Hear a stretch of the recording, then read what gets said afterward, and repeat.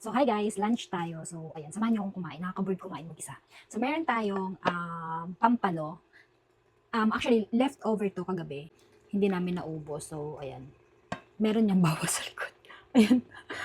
Bali, niluto ko lang to sa air fryer kagabi. Pero ngayon, ininit ko siya sa pan na merong kunting mantika. Kaya parang crunchy siya. Tapos, meron din akong nilagang kangkong, tapos may kamote, sinama ko na din, sayang naman. Tapos, meron din tayong mangga. Yan. And then, din tayong fried rice. Ito, tira ng anak ko. And yung homemade kimchi na ginawa ko. O, diba? Tapos, bagoong. Toyo. Toyo at suka. And then, meron din tayong tira ng anak ko na lunch na kimchi soup. So, ito din yung gawa ko. Tapos, meron pa tayong leftover ng palaya. So, lahat ng pagkain ko today ay leftover. So, ayan, kakain na. Kakain ako. Ay, meron din pala akong ito pala yung pagkain ko. Kamote. So, ito, leftover din to kahapon. Kasi 4 na kamote na medyo mas malalaki dito yung kinain ko kahapon. And ito, hindi ko na siya naubos. Ininit ko lang din yan. Titikman ko yung kimchi fried rice na ginawa ko ng breakfast ng anak ko. So, 12:30 na. First meal ko to guys. Pero hindi ko ubusin yung yung pampano. Kalahati lang siguro. Tapos yung yung kimchi soup, itatabi ko to kasi para sa anak ko na lang yan later. Kasi minsan, gutom siya pagkadating galing sa school. So, tatakipan ko na lang to, tapos pag gusto niyang kumain mamaya, para hindi na ako magluluto. Kasi, after ko kumain, mag-work ako. Kakatapos ko lang maglaba. So, deserve natin kumain ng madami. Nagpa-fasting kasi ako. Nagpa-fasting ako, tapos dapat 3 p.m. pa yung meal ko. First meal. 3 to 9 p.m. Kaya lang, parang nagutom ako. So, i-change ko siya ng 12 to 6 p.m. Kasi minsan, natutulog na ako ng mga 10. Pagkakain pa ako ng bago mag 9, medyo busog pa ako ng mga 10. So, ayun. 2 meals a day pala yung ginagawa ko. Pero kahapon, 1 meal lang kasi ang dami kong nakain. Tapos mga 9, busog na busog pa ako. So, hindi na ako kumain. Guys, yung kamote pala, niluluto ko siya sa air fryer. Mas masarap. Mas masarap siya kaysa sa nilaga. Diba? Diba? Mukbang yan. Nakabird kasi pag mag-isa lang kumakain. So, ayun. Chika tayo. Chika tayo. Kayo, sa mga freelancer moms na mag-isa lang sa bahay na iiwan, anong pinagkakabalahan nyo? I mean, pag alis ng mga Junakis.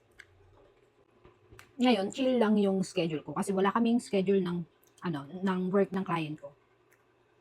Actually, pag maaga ako nagising, around 5:30, tapos, hindi muna ako nag-work. Nagluto muna ako ng breakfast ng mag-ama ko, tapos, naglaba ako pagkaalis nila. And then, habang naglalaba ako, nakaidlip ako. So, nagising ako ng 10.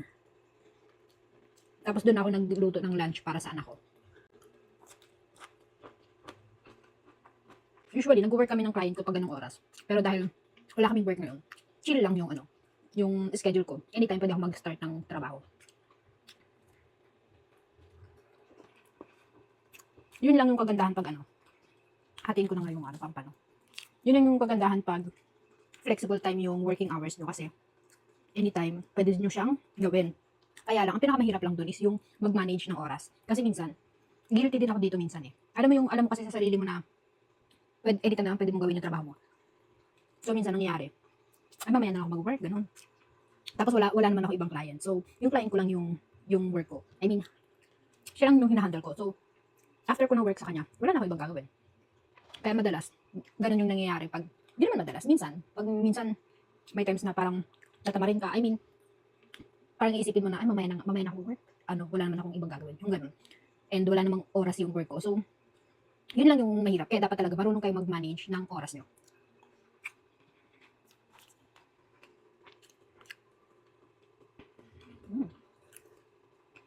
Mas masarap talaga yung kamote na niluto sa air fryer. Tapos kimchi.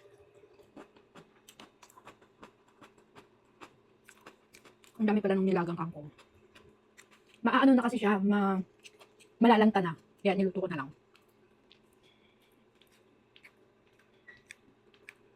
bagoong. Yung bagoong ko pala is Barrio Fiesta. Yan. Spicy to.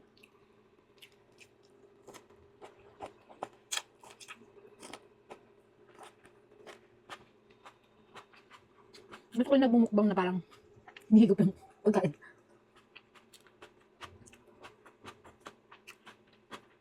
Ang sarap. Sakto lang yung pagkakalaga ko ng kangkong. Maano siya, malutong pa siya.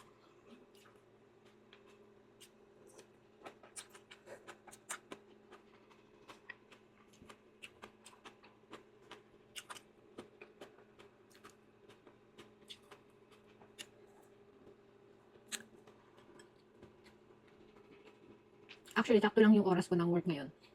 Mga 1 PM. Kasi, kakabigay lang din yung client ko nung gagawin ko. Natapos ko na kasi yung ibang i-release naming items. Kaya ngayon, parang everyday na lang siya nagbibigay ng ano. Busy din kasi sila. So, hindi sila makapag-advance ng bigay ng work sa akin ngayon. Okay lang naman kasi wala, busy talaga siya.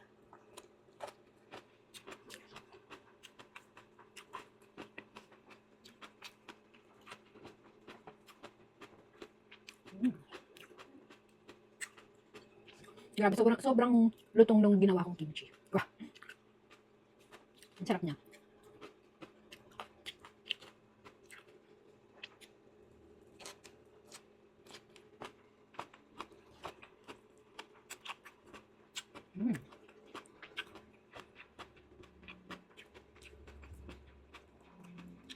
Yung madalas na kinakain namin isda, pampano at saka bangus lang.